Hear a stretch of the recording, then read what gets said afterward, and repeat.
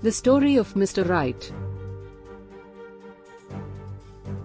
As reported by Bruno Klopfer in the Journal of Projective Techniques in 1957, Dr. West was treating Mr. Wright, who had an advanced cancer called lymphosarcoma.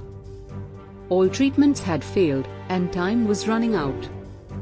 Mr. Wright's neck, chest, abdomen, armpits, and groin were filled with tumors the size of oranges, his spleen and liver were enlarged, and his cancer was causing his chest to fill up with 2 quarts of milky fluid every day, which had to be drained in order for him to breathe.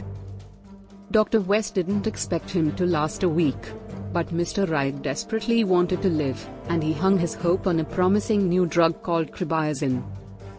He begged his doctor to treat him with the new drug, but the drug was only being offered in clinical trials to people who were believed to have at least 3 months left to live. Mr. Wright was too sick to qualify, but Mr. Wright didn't give up. Knowing the drug existed and believing the drug would be his miracle cure, he pestered his doc until Dr. West reluctantly gave in and injected him with Krebiozen on a Friday.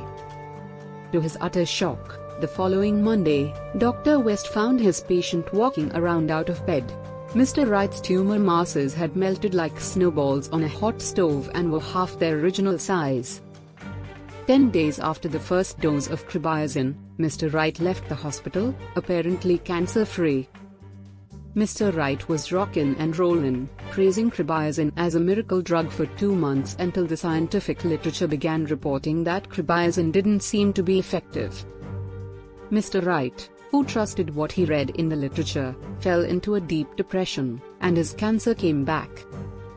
This time, Dr. West, who genuinely wanted to help save his patient, decided to get sneaky.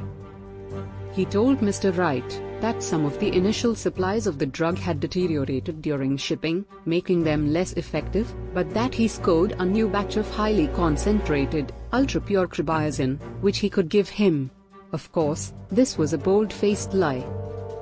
Dr. West then injected Mr. Wright with nothing but distilled water, and a seemingly miraculous thing happened, again. The tumors melted away, the fluid in his chest disappeared, and Mr. Wright was feeling great again for another 2 months. Then the American Medical Association blew it by announcing that a nationwide study of Krebiozen proved that the drug was utterly worthless. This time, Mr. Wright lost all faith in his treatment. His cancer came right back, and he died 2 days later. And now we infer that the body is able to heal without drugs just by mere beliefs. Mind can kill by emotions or heal by faith.